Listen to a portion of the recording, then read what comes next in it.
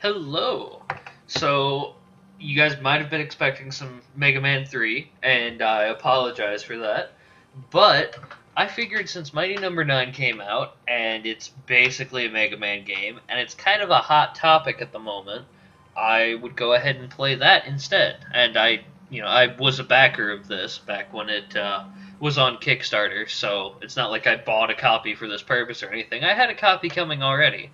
And I've not played this myself at all. I've only done the first mission because I got that as like a beta access essentially as a demo. So I played through that again a little bit just to make sure all the settings were configured. That was a pain. But I thought that for my first playthrough of this game, it would be a fun thing to share with all of you guys, and I'll do a review at the end of it, which will also go up on the channel, so you can all see what I think of this as a longtime Mega Man fan and as a backer of the game in Kickstarter. I know it's gotten a lot of hate, but I want to see, with functionally neutral eyes, just as someone who's hopeful for it but not biased against it, whether it deserves that hate or not. So let's get going. We're gonna start off right away. That's the 3 minutes of me playing through the tutorial stage just to get settings configured. And I do already have a couple of gripes, but I think overall it plays fairly smooth. One thing, this kind of amuses me. We got two difficulty levels. Normal, the standard difficulty level, a good challenge. Maniac, one-hit death mode. Nothing in between. It's either you play it regular or you instantly die. So that's great. And there's a lot of story and plot attempts, so I'll be silent during those. It is the present year. Breakthroughs in robotic technology have ushered in a new era of peace and prosperity. Violence is confined to the Battle Coliseum, where robot combatants face off in spectacular duels. Things like this never go wrong. The Coliseum walls once again echo with the shouts and cheers of excited fans. When suddenly, the world's colors get inverted. Apparently.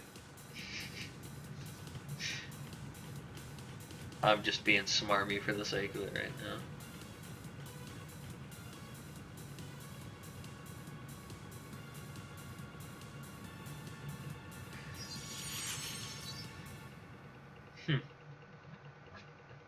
Did he just teleport? I guess that's kind of like Mega Man phasing in at the start of the level. Professor! Back. And functioning normally, it would appear. What on earth has happened? It's Dr. chaos everywhere. White. Well, we won't figure it out here. We must make for the laboratory, and quickly.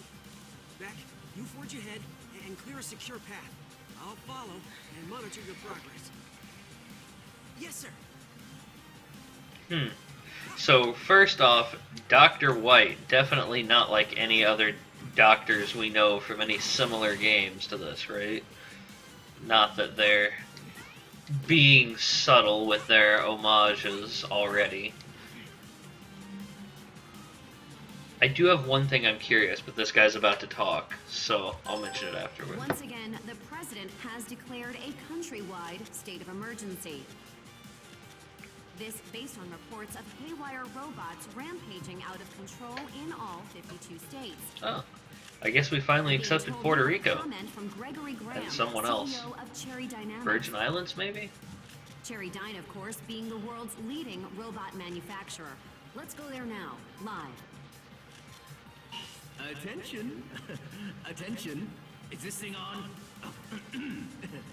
My fellow Americans. I already in hate this guy. time of crisis, we at Cherry Dine would just like to express that this isn't our fault. It's that Dr. Blackwell. He's the one behind this. Blame him! We at Cherry Dine are doing all we can to help fix the situation. It's Blackwell. Hello, is this thing on? Avi? And now let's go live to our eye in the sky Avi for today's Avi News Traffic Report. He's one of the mighty numbers, I believe. We've got a few accidents eastbound on, well, everywhere! Mighty number 6. Okay, I was What do you right. think he's doing? Unless... Could he be malfunctioning too? So we have Dr. Blackwell and Dr. White.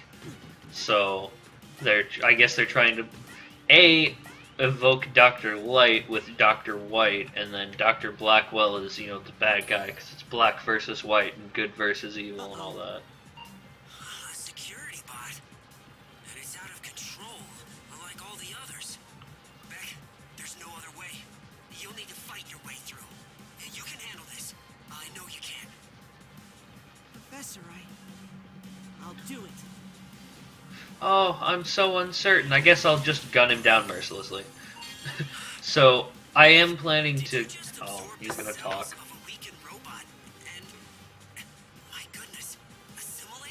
I want to point something out, Doc. Shut up. Now he's talking as though I'm not here after talking directly to me. That's not really consistent, but whatever. So one of the big complaints about this game has been the art style, and I actually don't mind it. I kind of like it. I think it's fun. I think it works well. However, looking at it, some of these textures aren't great. Like, look at the window, like the oval window right here where Beck's head keeps hitting. Look how muddy and just, like, pixelated and blurry that is. That's... that I'm kind of disappointed by. This foreground is a bit too... but it's not too bad. But then you've got stuff like this car here that's just got all nice and shiny, sharp edges. Looks just fine. There's the pizza fire that everyone mocked. I don't think that looks too bad. I think it's kind of a stylistic choice in a lot of ways. The combo system is interesting. It's kind of like the points in the first Mega Man, which I discussed way back when. I do have one issue with it that'll come up probably in a little bit when we get to more groups of enemies here. And it is neat how, like, if you get the different colored cells, which I'm not entirely sure I agree with that pronunciation, but if you get the differently colored cells, you get some abilities. So, like, when I absorb the red ones, I get the ability to shoot through stuff. Oh, bleeding heck! Is he, like, future British? Less than fine. Much less. These robots gone wild are tearing the place apart. I've sealed myself in the lab, but who knows how long before they break through. Understood. We're already on our way. You try to hold them off as best you can.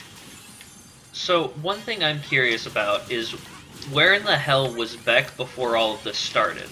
He was just, like, seemingly on top of some random building, pretty much.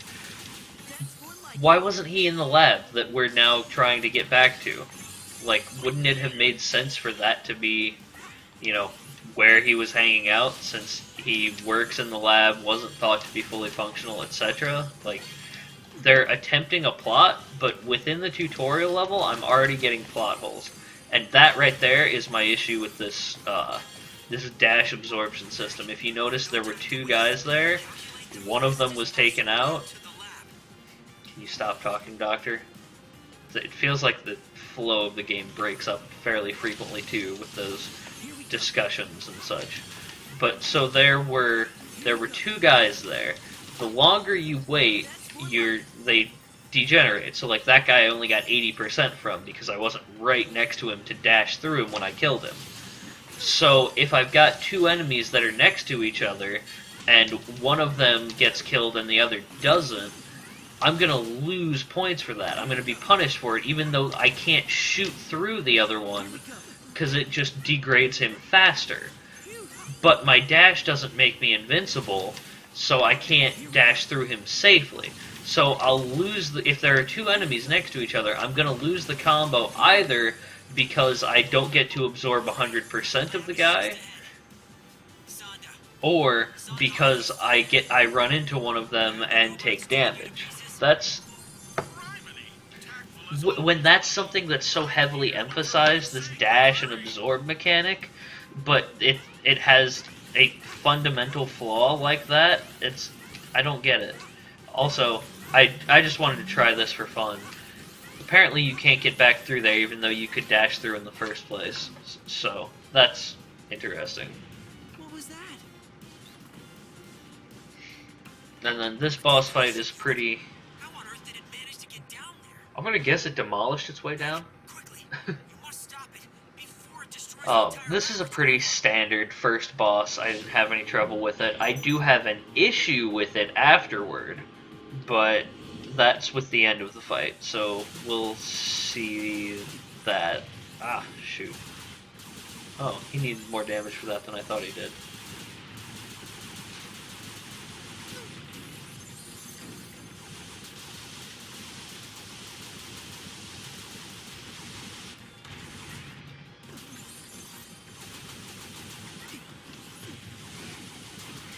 Don't even really need to worry about getting hit by him unless you're trying to keep up a combo.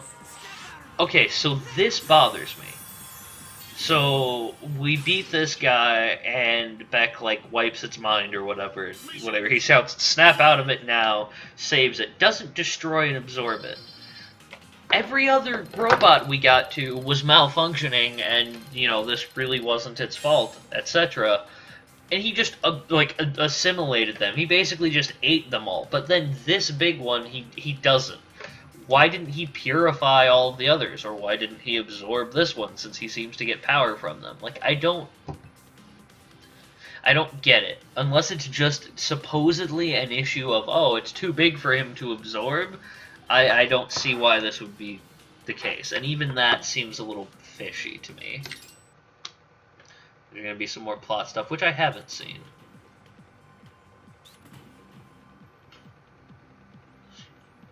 Sonda, are you alright? Will, Beck, thank goodness. But where are the other mighty numbers? Well, based on empirical evidence, I believe they might be suffering from this robot affliction Oh that's god, going this around. dialogue is terrible. Crikey! It's like every bot in America went completely nuts all at once. Let me contact my brother at the head office in Tokyo. Maybe he can send help. We still haven't seen this Dr. Blackwell I'm sorry, yet. Soichiro. Please understand. The Japanese government won't let us intervene until we know the cause of the malfunctions. I was afraid of that. But it makes sense. After all, any robots you send to help could be affected as well, making things even worse. If only people still Just to existed. confirm, Mr. Sonda, if we can isolate the cause of the robot rampage, we'll send aid? Absolutely, Professor White. Anything we can do. Did you have a plan in mind? Yes. We'll send Beck to track down all his fellow mighty numbers. Great idea! Wait, what? His assimilation ability should filter any irregularities from his siblings' programming. I don't buy If we that. can gather and study multiple samples, perhaps we can isolate the cause of the problem.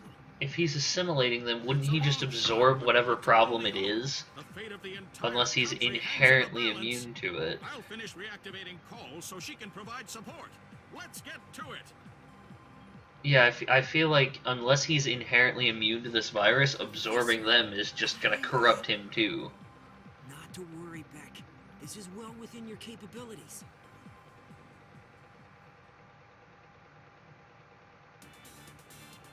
New content in extra mode is here.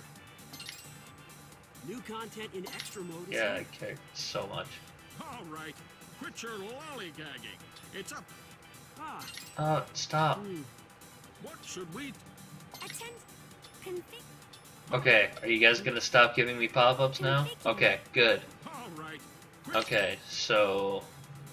Vermilion Destroyer. Okay, so that would be the DLC for the Zero-like character. I'm definitely interested in that. I'm gonna be wanting to do that eventually. Probably do that after main story content. Okay, so...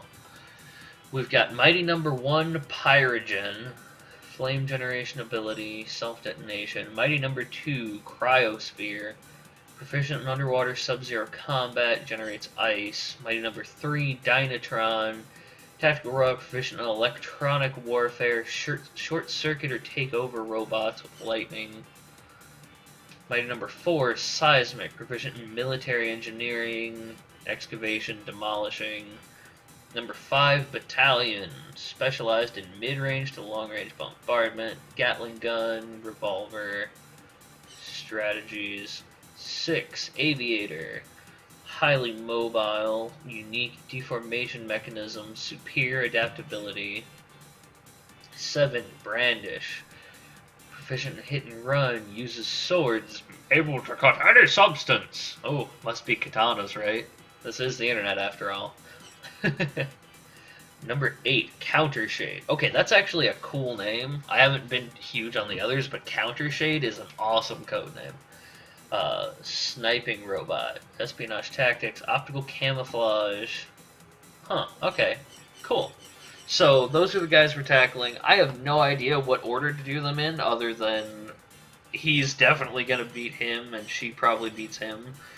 I'm kind of curious if it just works in a totally backwards way like that, because, you know, just think back to the first one. Elec Man beats Iceman, Iceman beats Fireman, etc. So I'm kind of curious if maybe it would be best to start with 8 and move down. Then again, I've also heard that the cryosphere ability is the most useful one in the game, in a lot of people's opinion, and for the most part you don't really need boss weaknesses to handle them, but we'll see. So I think, just for the fun of it, I'll start with Mighty number 2, the cryosphere guy, because I've heard that's a pretty good ability. So that's what we'll do next time. So this is Mighty number 9, first episode of it. Hopefully you guys are enjoying this so far. Even if you're not necessarily enjoying the game, hopefully at least getting a look at it and getting to see everything that's going on and what complaints people have about it and such is illuminating. Like I said, I'll continue to point out things that I have issues with as I go through. I mean, so far, I think it controls well. I think the platforming is fun. The enemies are neat.